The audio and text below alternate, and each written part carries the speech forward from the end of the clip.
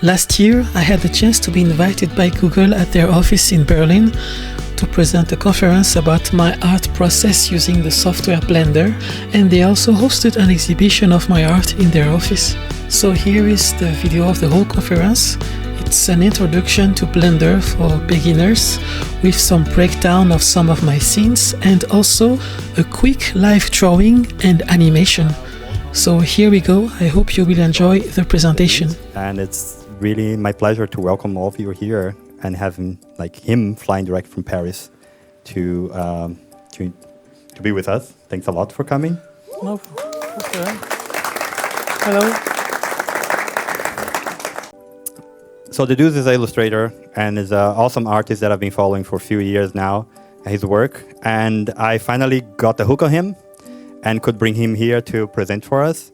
He works, he does a lot of really cool illustration animations using Blender mostly. I think only Blender, even for coffee, as I heard. And you can see he has been done work for Google, for YouTube, for Alicia Keys. I also saw that she follows you on YouTube on Instagram. So thanks for joining here present, and I hope you have a good time. Do I include the Q&A in the 1 hour, or is it? We can arrange that. Don't worry. Okay. Do your thing. Okay. I think you have your mic. I already have a mic. Okay. Hello, and thanks for watching, joining this presentation. So I use this software Blender. It's a free software, and I cannot stop using it anymore because it really can do everything. If you check on the internet, some people use it to create some super realistic sci-fi movies or VFX effects for at a Hollywood quality level. So it's the main use of this software is to create 3D animation. But a few years ago, in 2018, they released a drawing tool inside the 3D software. So it has the power of 3D animation, but you can, in addition, draw in it, and you can make something that we call non-realistic, non-photorealistic rendering. So it's a style that doesn't look real. It looks like drawings, like illustrations, but it's in 3D. So everything you see here that is rendered on this animation loop, it was all made inside Blender.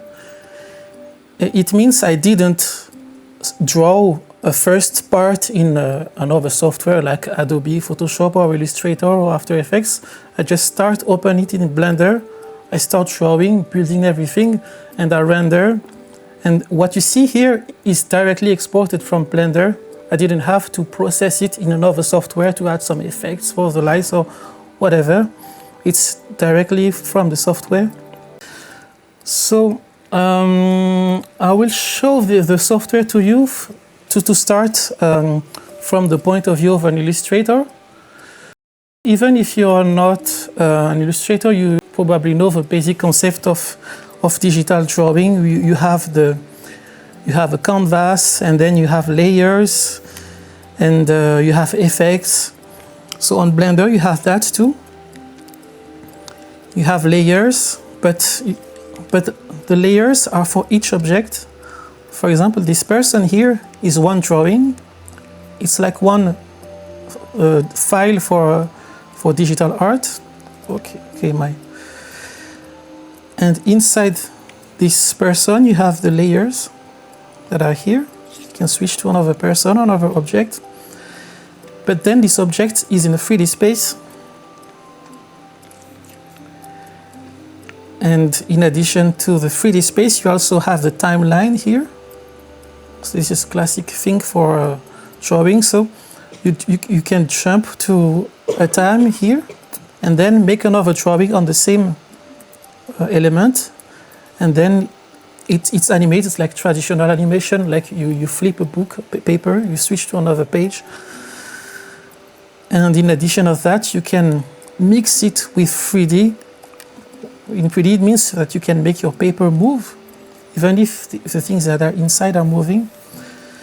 And you can add some deformation, like you see here on the arms. Everything is not always in the same place. I will show you, for example, for this animation that I made for YouTube. This was the most exciting project that I had ever, but it was also a bit dangerous because the cool thing, but it can be a curse, is that I had no deadline for this. So when you have no deadline, you work forever. So I could have finished it maybe in 2 months, but I went back to it and maybe this house, maybe this, I'm not sure. And it took a whole year to finish it was not this scene. There are 5 different scenes and very simple scenes, but yeah, it took me a year to finish all the 5. But I'm really happy with it. And as you can see here, I'm going to show you the concept of layers and then the concept of timeline. You have this shirt floating in the air. This shirt is one drawing. We can call this a drawing, but it's called a grease pencil object technically. Everything is an object. The teapot is a 3D object. The background is a mix of objects, and this shirt is a 3D object. And then inside this shirt, you have these keyframes. What you call keyframe is like pages on traditional animation. So when you go to another keyframe, it's another drawing. And then you can make it loop and add effects. And then on top of it, you can make the whole thing move up and down. And you can make it more advanced. You can add bones like in 3D animation. You know there are hidden skeletons in the 3D objects who add some extra motion. So here, in addition to the 2D traditional animation, there is hidden skeletons behind the drawings. So there are 2 levels of animation stacked. The handmade animation inside the drawing, and then the skeletons that makes everything move. So, for example, if I want to add some wind effects at a special time, I don't have to redraw everything here. I can just move the skeleton. But this is optional. You can also do this manually. And I'm going to show another example within this animation commission for YouTube. This one is also one of my favorite scenes from this little world. You can also attach the 2D the drawings to a 3D object. So this flying boat here, the zeppelin, don't know how you call that in English. There's a drawing on top of it, but it's a 3D object. But you can put a drawing on it and then say, I'm going to draw on the surface. Maybe I want to add, oops, I am stuck on, okay, it's okay. I can add more windows on it, and it follows the object. Like drawing on a moving car. It's already not easy when it's not moving, but now. So, and all the objects are attached to it, but if you want, you can attach it to another object. So this is all the parts that are hand drawn, and this is the part that is in 3D. And you can also make the 2D drawing be deformed when the 3D object is also deformed. For example, if you want to draw on a face, but it's not super precise. For now, it's not super precise. But the awesome thing about Blender is that there is a whole community working on it. It's an open source software, and there is an update almost every week. And the team, the developers from Blender, are creating a big update for the drawing tool. Maybe it will arrive in the end of the year, and I think this will soon surpass all the 2D animation software. So it's great it's a good idea to start learning it now, because in 1 year you will be able to do whatever you have in your mind with this software. I'm going to draw a little animation example for you. So the cool things for 2D Animator is that there is a pre-made scene for 2D animation. I just start with this. Don't save. And then there is already the drawing object created here. There is the camera ready. It looks like I am on a traditional drawing software, but I am actually in a 3D space. Here you have the camera. So when you're drawing here, you are in the POV of the camera. But this is just one single object, and you can have multiple drawings in space. You can place there anywhere you want. And then you go back to the camera. Okay, I placed the one too far from the camera, but it's still here. So I'm going to make one simple scene as a start to show you how this works. Let's book this object back to the origin.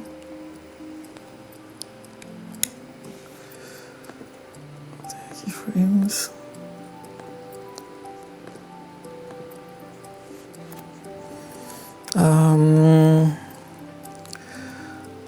Let's draw, for example, I have layers here. I have one for the lines, one for the fill. These are pre-made objects when you start with 2D animation here in the 2D animation template. I draw a lot of pigeons. I don't know why I'm obsessed with pigeons. It's like they are the lower class of birds for me, so I have a lot of empathy for them.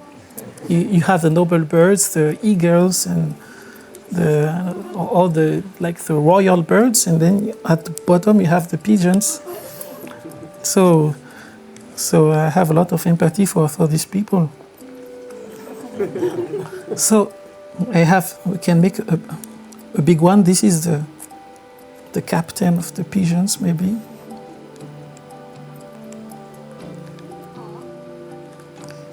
And this is the captain. Let's draw another one. So because I'm super lazy, I'm just going to duplicate him now and then edit it and draw the other pigeon here.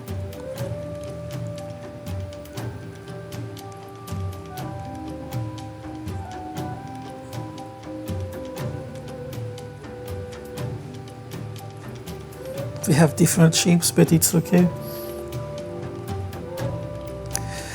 And if I want to make this first pigeon dance, for example, first thing, I just go to the right. First, I have to make the timing, so he's dancing not too fast, like this, tack, tack, tack. So you have to imagine maybe 2 seconds to finish the loop. I just need to adjust some setup here to make it faster. We have 24 frames per second, so in 20 frames the loop must be finished. So maybe at around 12 here I should draw his other pose. So you have this is what we call onion skin. It's a legacy from the traditional animation. When you want to draw multiple pages, you need to see the page behind with a light under the table to see what was the previous image. So there is this feature also in Blender.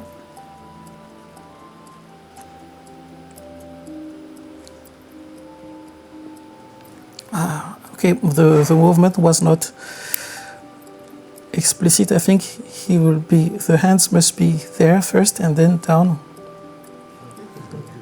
Or maybe to the other side, okay.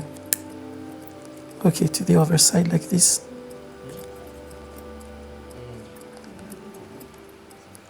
Okay. This is more easier to see. Let's erase, I need to configure the eraser. There are many ways to draw. There are also automatic interpolations that makes the interpolation automatically for you, but for some complex shapes, it's not always working. But I will show you there are also some editing tools that make you helps you to cheat when you have to make an animation super fast.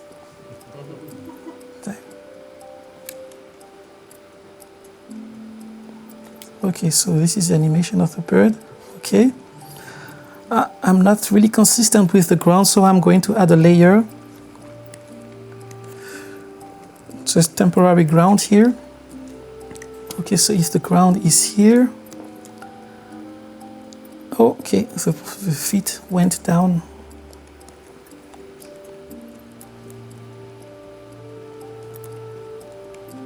It should stay at the same height, like this. Okay, now it's better. And I'm going to add a simple flat color. I have my palettes here. I can this bird one. This is the color. His color.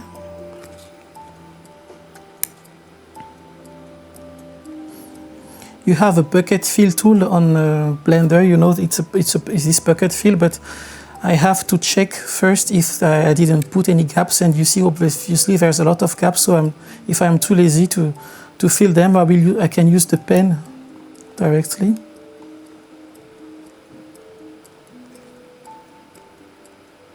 Okay. Let's add another color for the eyes.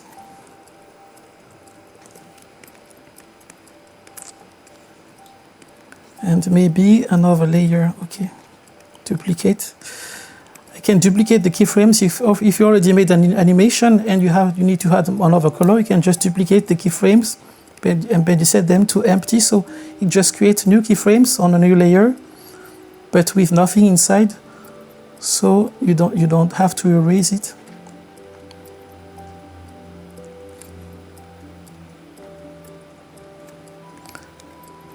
Okay. Okay, and then maybe I need to complete the wings. Okay, so I have this basic animation, and to make it loop forever, I can just add these things, what we call modifiers in Blender. First, maybe I have to save this. It's a good habit. Birds. Yeah, there's a lot of modifiers in Blender to create some cool effects. This one is just called time offset. And I can say I want to make this loop every 24 frames. And then I have the animated bird. And if I want to add more movement in this, I can cheat with the noise modifier. That's too much. And then you have some extra images that are just built from the images you already drew. This too shaky maybe. Okay, now I don't know what I'm just going to reuse this template for the other bird. So I'll just keep this as a model. Now I can redraw here. First I have to deactivate all the effects because it's going to move while I'm drawing and I'm going to be confused. So I just hide it now. So now for the second bird there is no effects anymore. Back to the lines. So, oh yes, the eraser by default removes all the layers, but it's okay. What? Okay, I'm still using the pencil. We have the second bird.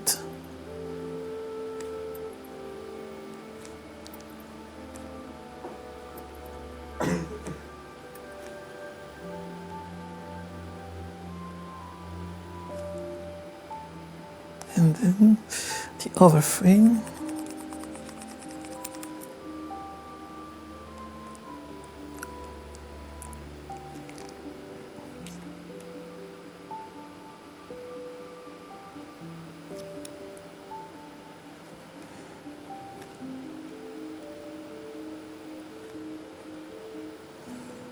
Okay, now the color of this bird. So I had to add another color, bird 2.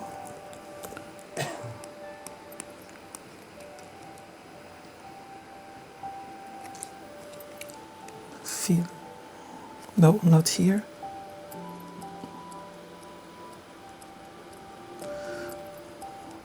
This is the quick way to paint an object without having to check all the gaps for the bucket tool.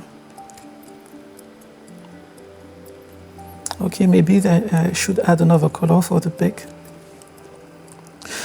In 3D, I'm used to call the colors not with the color name, but with the object where it's going to be, because this looks confusing first for an illustrator, but the feature will change in the future. But for now, it looks like this because it was a 3D software before it's a 2D software. And in 3D, when you want to put color on an object, it's not really a color, but it's a material or a texture, for example. If you want to add colors on a tree, you create a texture that you call wood. And for a house, you call it a concrete or bricks. And so for example, here, I just call it beige, but not yellow. Because the cool thing is, if later I want to change the color of the mouth of everyone here, I just switch it. And it switch on the whole animation. But of course, if you want to name it yellow, you can also, and in the future, if it's not yellow anymore, you can rename it. Okay, I will also use the same color for the first bird on the left.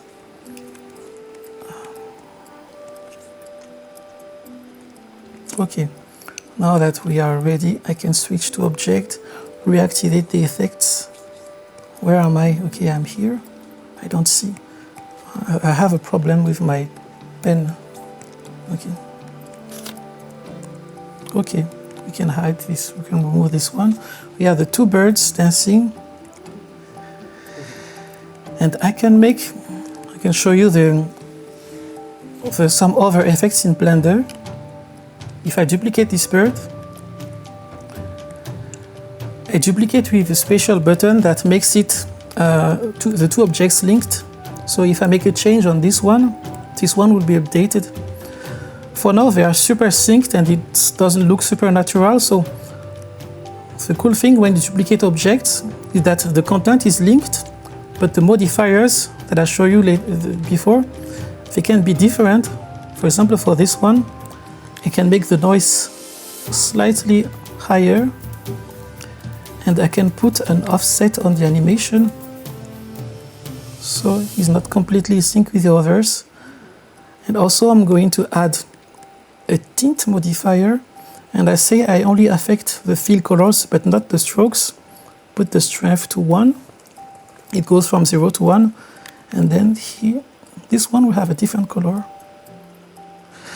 Also, I can say I don't want it to affect all the layers, so maybe just the layer that is called fill. Then the eyes stay white.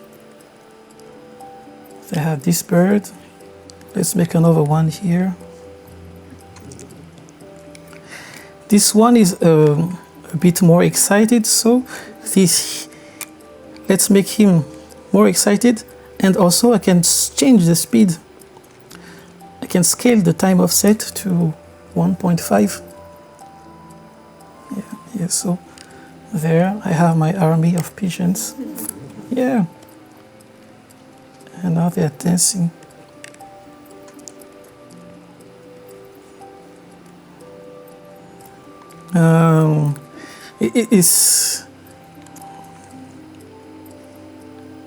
Let's change the background.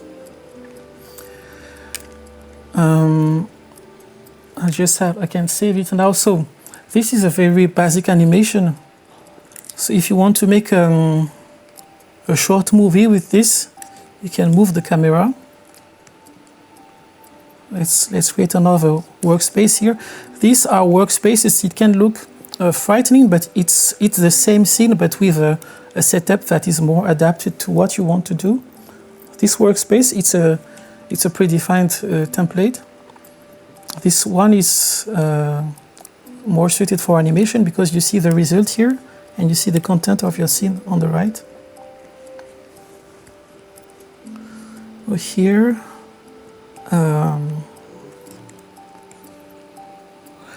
for example, I want to make the camera start here, go slowly. We start just with one bird here at the beginning of the animation. The crazy thing is that the animation is playing and I'm drawing at the same time because the software is really well optimized. So at the beginning I record this as a keyframe. Everything can have a keyframe in Blender, the drawings or the objects. So here I have a keyframe for my camera. At frame 1 the camera is placed here. I put this record button so every time I make a change in the scene, it is recorded as a new keyframe. So let's suppose here at keyframe 120, I want the camera to be here. I press the record button so the keyframe is automatically created.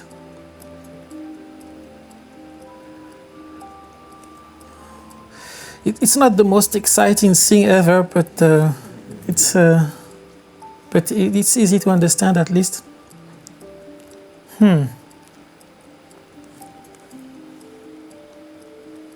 Okay. I don't know what is the meaning of this scene. I had this idea while I was on my way here, so it's the best I could think about. But for the next example, I'm going to show you something more complex, so I'm going to start with a scene that already exists. Thank you. So, thank you. I'm going to show a more complex example for the next one. So I'm going to use an existing scene. We can use this one that I showed you before. Something more complex. Imagine you have a ninja that is going to jump on this plane. I'm going to make the drawing super simple, or otherwise it will take forever. So the ninja has to go from this platform here. The funny thing is everything you see here is in real scale, well, in real scale, in the virtual real scale, but you have the metric system in Blender. When you create an object, you can say that it is 1 meter per 1 meter long. And this is used because in 3D sometimes we make physics simulation. And when you, for example, you want to make a water flood, depending on the size of your scene, the water doesn't look the same. So they use real scales. So in all my scenes, I also use real scales. And it helps when you're not sure, when you draw someone that is really far, you're not sure what this proportion would look like. And the cool thing about this is that with the real scale, you cannot be wrong. So let's suppose the characters will be here. I don't know if you see the mouse. We jump on the wing and then go in a window. Okay, that would be a very complex scene. Where to start? I have to create a big canvas first. Technically, the canvas, the drawing in Blender has no limit. So I create a quick pencil object. I'll call this Ninja. Part 1. Part 1, because the part 2, you will see why I will separate it in two. Because once the ninja is on the plane, he's supposed to move with the plane. But when he's still on the platform, he's not supposed to move with the plane. So I use two drawings. One will be just free in space, not moving, and the second will be moving with the plane. So I will start drawing on the first canvas, and once the ninja arrives on the plane, I raise it and I start drawing the second one on the plane. It will be a very long jump. He's here. He's supposed to jump from here to here. It's technically impossible, but the magic of animation. So I have a keyframe already here. Okay. Let's start with the most important keyframes. First, I already have some colors. This is called ink. I have no idea where I am. Okay, first I have to find where is my canvas. I'm going to try to do this in like under 10 minutes. Big challenge. Okay, this little orange ball here is the center of a drawing. I have to check the angle so I can activate this virtual canvas. It's going to show me. I don't see it. Why do I don't see it? The sun is too bright. Oh, let me check. Okay, I'm drawing on surface. Okay, here it is. This little grid shows where I'm going to draw. First, I have to rotate it slightly, like this, because the ninja has to reach the plane. Let's try drawing a line on it first. Okay, I have to draw a very big line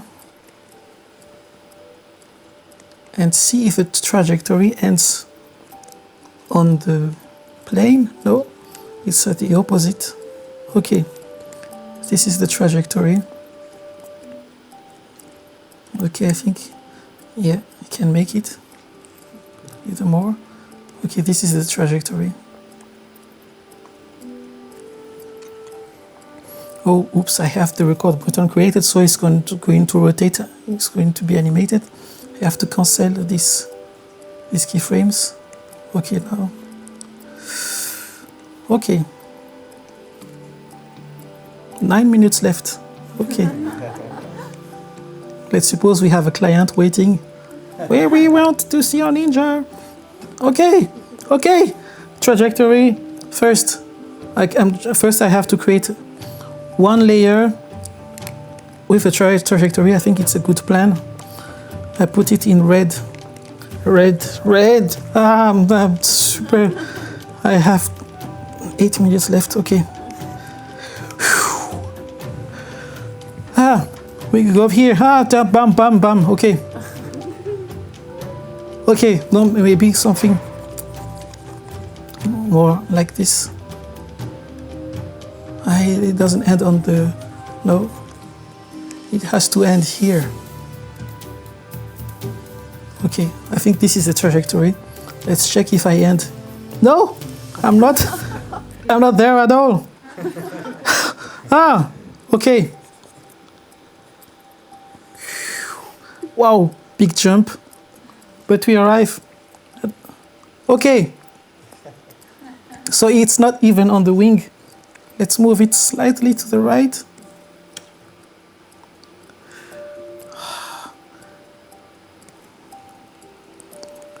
Is this the right angle? Yes, okay.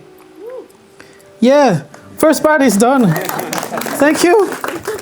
Thank you. Please send an email to the client. He's working on it. Someone has to be the producer of the animation to send some mail to the client. So at this point, the ninja is supposed to be there already.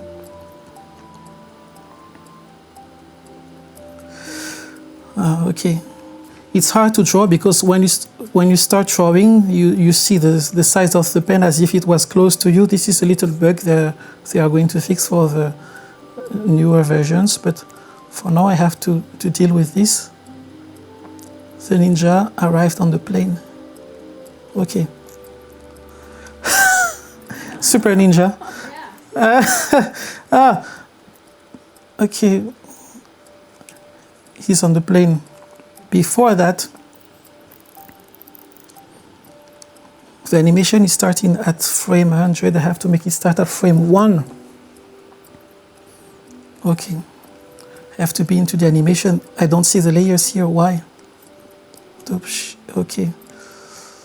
Okay, there is just a little bug I have to fix now. Why I don't see my timelines? Okay, let's create a new workspace.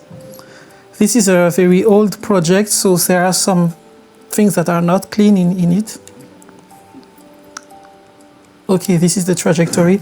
I have to put it to frame 0. So, yeah, it's here the ninja is on the plane, okay. Here, he's supposed to be, so activate the onion skin. So many things on the scene, wow, too many things on the scene. Let's remove the, okay, motion path origins, whatever. He's supposed to be here, a crazy jump. And then arrive there. Okay, bam, bam. It's like a flying squirrel. Here he's supposed to start the jump.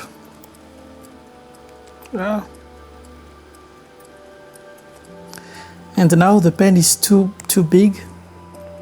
I can make it, because you have the same size, whatever the size of a pen will be the same even if you're drawing super far. So when you go closer, you have to make the pen smaller. There are ways to do that automatically, but I don't have time now. This pose is not right. Oh my God. I think this is a better pose. Starting to jump. Boom, boom. Okay. Okay. Next pose is running. And first pose here. Okay. Let's see. Really slow. Oh my God. Okay. Hey, thank you. We could send that as a first draft to the client, but I have to. Okay. Tac, tac, tac. Boom. Okay. Tac, tac, boom. Okay. Now next phase is to make the second ninja, but he has to be there already. So I put the 3D cursor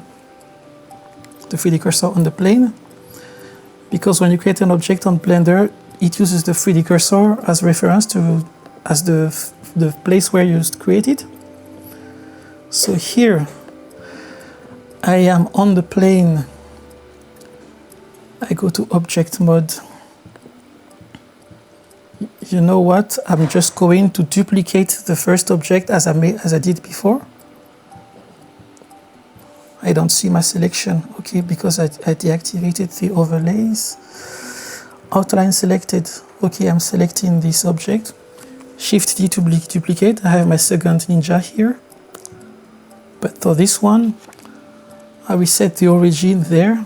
Shift S, set origin to, no, not this object, set origin to 3D cursor. It's important to always put the origin of your drawing to the center of where you're drawing, because now if I rotate it, the rotation center is there at the origin. So now I can say this ninja, you see the ninja from here, it makes no sense. The second ninja will move in this axis. And also I have to link it with this flying object, so I have to select this and say Control P, set parent to object. So now normally the second ninja who is here, ninja part 2, I can erase the keyframes, I don't need here now. I don't need them anymore, but trajectory, okay. The second ninja is supposed to start here and, wait, where is the beginning? He's supposed to start here, okay, red, and jump, no. Why? Nothing to erase, okay, there is a bug with the eraser, okay. it's oh my god, it's a bug with a tablet driver. Okay, and he's supposed to jump on the window like this. Okay, this is the trajectory of Ninja Part 2. Let's see if this. Oh no, I created the keyframe again. 5 minutes left. Okay. Okay. I don't see the trajectory from here. Why? Okay. I did something wrong. Whatever. I have to fix that now.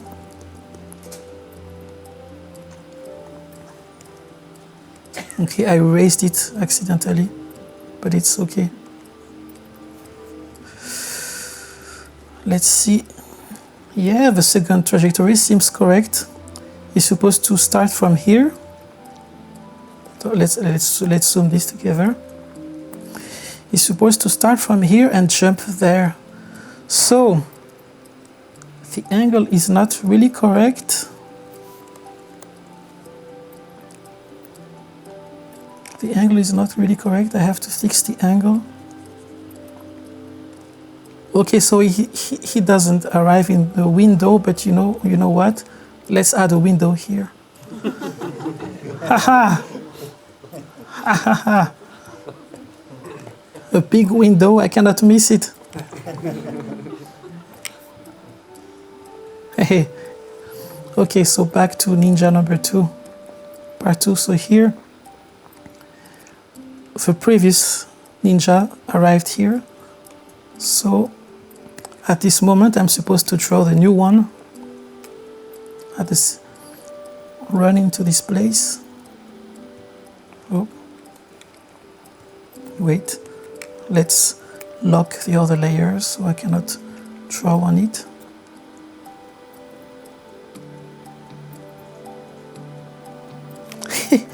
This pose makes no sense.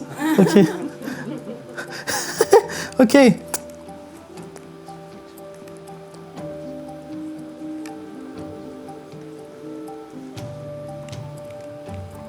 He's supposed to be here, okay. He has to be exactly when the other one, or maybe just after the one is here, bam. And then he's here. At this moment, Ninja Part 1 has to disappear. Draw. Where is the exact moment? Here. Okay. Insert keyframe, no. Insert keyframe, all layers, okay. Now it's gone. Ninja Part 1 is gone. Now number 2 is here. He's here, and then maybe, okay, he jumps like this. Flying squirrel.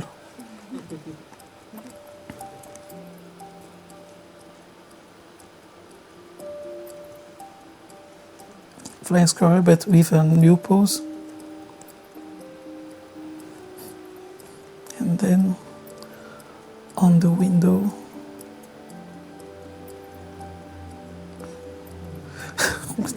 It's not a very cool way to land, because he's going to crash his face on the window.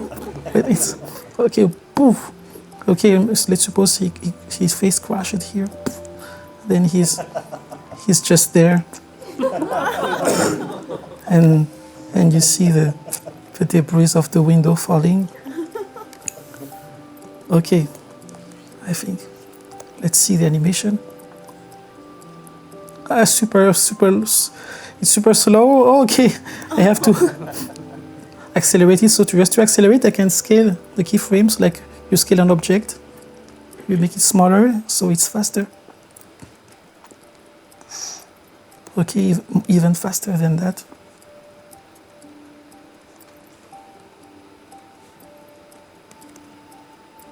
Ah, too fast. He has to stay up there a little longer. Boom. Okay. The last keyframe has to be faster too. Has to stay a few moments in the air and then fall. Okay. Oh, okay. This.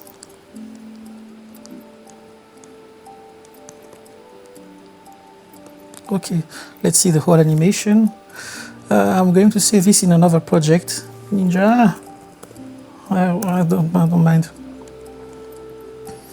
Let's see it from here. Boom, boom, boom. Okay. Okay, now I can hide the trajectory, the draft. And let's see the animation. So we start here. Why the window has this strange size? So no? Okay, this is a better size.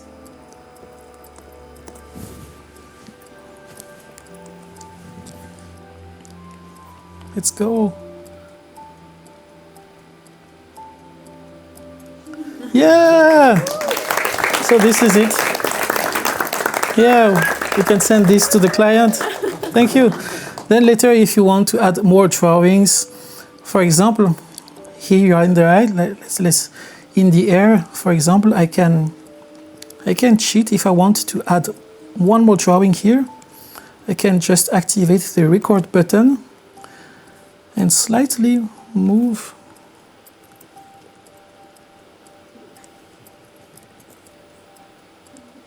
The Ninja, and it creates a keyframe in between. Even just after this one, I can create another one here. So okay. So this is it. So I think, well, there are so many other parts. So how to draw on surface, how to make the surface face reflect the light and things like that. It's a whole other chapter. But if you look on you have so many tutorials on internet, on YouTube. If you check Blender Grease Pencil or Blender NPR, NPR is for non-photorealistic rendering. You see other people doing stuff that can be just pure 3D, but with an illustration look, or people using Grease Pencil like me. And there are so many things you can do with this. So now, if you have some questions, we still have some time for question or test if you want me to show more of some parts of the artwork. I think we got a question. Okay. Thank you. No problem. Thanks for watching. So first questions in the. Thank you. Would it be possible to see the Ninja jump now also from other perspectives, like being on Zeppelin or being somewhere in space?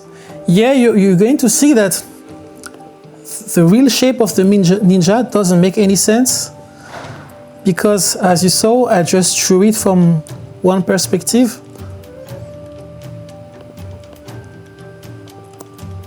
Okay, let's see it with the colors. I don't find him. Okay, super fast.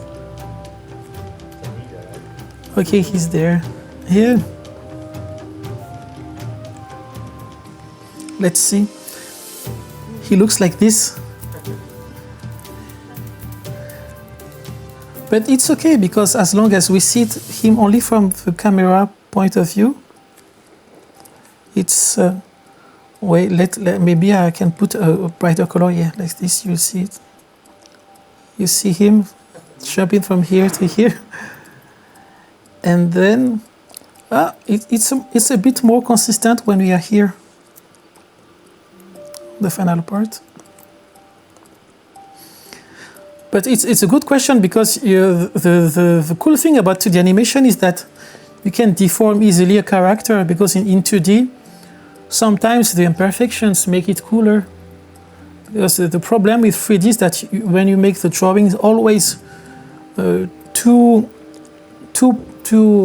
perfect with the proportions and everything, you can see that it looks like solid objects. I don't know. It doesn't feel. It doesn't. It has less impact on the viewer. For example, in some video games now, some 3D video games, they stretch the bodies of the characters when they're doing some special actions because they got inspired by manga. Sometimes when you have a character doing a punch, the arm is stretched. You don't see it because you only see it from the front. But if you are super good at perspective, you can notice sometimes that sometimes it doesn't make sense. If you make the calculations and you see the fist is too big or too small, but it makes the drawing look cooler, better. So now in 3D, some people start to do that. I think Pixar also did that in the movie Ratatouille. Because they start to use some real traditional animators for the first draft for the animation, and then the 3D animators had to redo what was done in 2D, and they saw that the 2D animators sometimes didn't respect the perspective at 100%, but they saw that it was interesting, so they started deforming the characters on certain scenes on very short sequences.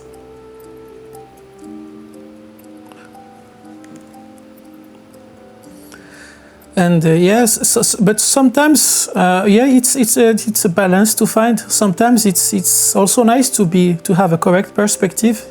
It depends on the effect you want to make. But for here, I think it's funnier if the ninja has a strange proportions.